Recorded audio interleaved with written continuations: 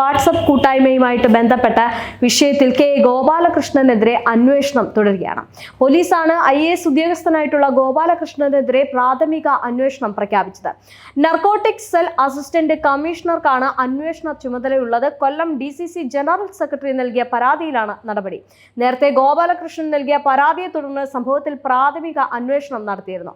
നിലവിൽ കേസെടുക്കാതെ അന്വേഷണം മുന്നോട്ട് കൊണ്ടുപോകാനാണ് തീരുമാനം. പ്രാഥമിക പരിശോധനയിൽ വാട്സപ്പ് ഗ്രൂപ്പുമായി ബന്ധപ്പെട്ട കാര്യങ്ങൾ കണ്ടെത്തുകയാണെങ്കിൽ തുടർന്ന് കേസ് എടുത്ത് അന്വേഷണം നടത്താനാണ് തീരുമാനിച്ചിരിക്കുന്നത്. പ്രാഥമിക അന്വേഷണത്തിൽ കഴമ്പുണ്ടെന്ന് കണ്ടെത്തിയതോടെ ഗോപാലകൃഷ്ണനെ നേരത്തെ സസ്പെൻഡ് ചെയ്തിരുന്നു.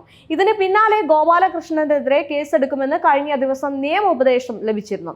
ഡയറക്ടർ ജനറൽ ഓഫ് പ്രോസിക്യൂഷനാണ് ഇത് സംബന്ധിച്ചിട്ടുള്ള നിയമോപദേശം നൽകിയത്.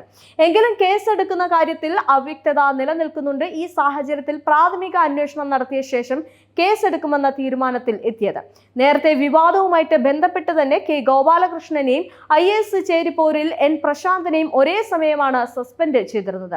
രേഖകൾ മുഴുവൻ പരിശോധിക്കാതെ നൽകിയ നിയമോപദേശമാണെന്നാണ് പോലീസ് ചൂണ്ടിക്കാണിക്കുന്നത്. അതുകൊണ്ട് തന്നെ കേസെടുക്കാതെ പ്രാഥമിക അന്വേഷണത്തിൽ മാത്രമാണ് ഒതുങ്ങുന്നത്.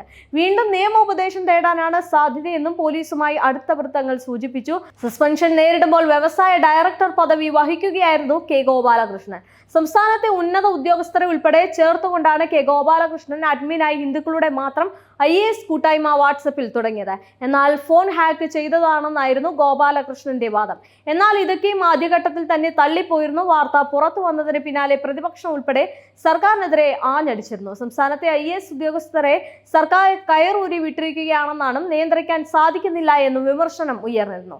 ഇതോടെയാണ് വിവിധ വിഷയങ്ങൾ ചൂണ്ടിക്കാട്ടി ഗോപാലകൃഷ്ണനെയും പ്രശാന്തിനെയും ഒരേ സമയം സസ്പെൻഡ് ചെയ്തത്. സംഭവത്തിൽ ആദ്യം നടത്തിയത് അനൌദ്യോഗിക അന്വേഷണമായിരുന്നു. ഇതിലായിരുന്നു ഫോൺ ഹാക്ക് ചെയ്യപ്പെട്ടത് എന്നാണ് കെ ഗോപാലകൃഷ്ണൻ വാദിച്ചത്. എന്നാൽ ഫോൺ ഹാക്ക് ചെയ്യപ്പെട്ടിട്ടില്ല എന്നും പോലീസ് നടത്തിയ അന്വേഷണത്തിലും ഫോറൻസിക് പരിശോധനയിലും വ്യക്തത വന്നിരുന്നു. മതാടിസ്ഥാനത്തിൽ IAS ഉദ്യോഗസ്ഥരുടെ വാട്സപ്പ് ഗ്രൂപ്പ് ഉണ്ടാക്കിയ നടപടിയിൽ വ്യവസായ വകുപ്പ് ഡയറക്ടർ കെ ഗോപാലകൃഷ്ണനെതിരെ കേസെടുക്കാനായിരുന്നു പോലീസിന്റെ ഒരു നിയമോപദേശം. ഈ നിയമോപദേശമാണ് ഇപ്പോൾ നടപ്പിലാക്കിയിരിക്കുന്നത്. വലിയ രീതിയിലുള്ള ഒരു അന്വേഷണവുമായിട്ട് പോലീസ് മുന്നോട്ട് പോകുന്നത്.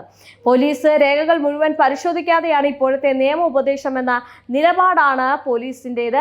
കൂടുതൽ വ്യക്തത വരുത്തി കേസെടുത്ത് അന്വേഷണത്തിലേക്ക് കടക്കാൻ ഡയറക്ടർ ജനറൽ ഓഫ് പ്രോസിക്യൂഷനോട് വീണ്ടും നിയമോപദേശം തേടിയതിനെ തുടർന്നാണ് അന്വേഷണം ആരംഭിക്കുന്നത്. വാട്സപ്പ് ഗ്രൂപ്പ് ഉണ്ടാക്കിയ വിവാദം ഉയർന്നപ്പോൾ തന്റെ മൊബൈൽ ഫോൺ ഹാക്ക് ചെയ്യപ്പെട്ടിരുന്നു എന്നായിരുന്നു ഗോപാലകൃഷ്ണന്റെ വിശദീകരണം. ഇത് നടക്കുമ്പോൾ തന്നെയാണ് വീണ്ടും പരിശോധനയ്ക്കായിട്ട് പോലീസിനെ നിയമിക്കുന്നത്. അതേസമയം പല വകുപ്പുകളിലെയും IAS ഉദ്യോഗസ്ഥരെ നിയമിച്ചിട്ടില്ല എന്നും മന്ത്രിസഭാ യോഗത്തിൽ മന്ത്രിമാർ ചൂണ്ടിക്കാട്ടി. വ്യവസായ ഡയറക്ടറായിരുന്ന കെ ഗോപാലകൃഷ്ണനെ മതത്തിന്റെ പേരിൽ വാട്സപ്പ് ഗ്രൂപ്പ് സൃഷ്ടിച്ചതിന് സസ്പെൻഡ് ചെയ്തിരുന്നു. ധന അഡ്മിഷൻ ചീഫ് സെക്രട്ടറിയെ പരസ്യമായി വിമർശിച്ചതിന് സ്പെഷ്യൽ സെക്രട്ടറി N പ്രശാന്തും സസ്പെൻഷനിലാണ്. ഇവർക്ക് പകരം ആളെ നിയമിച്ചിട്ടില്ല.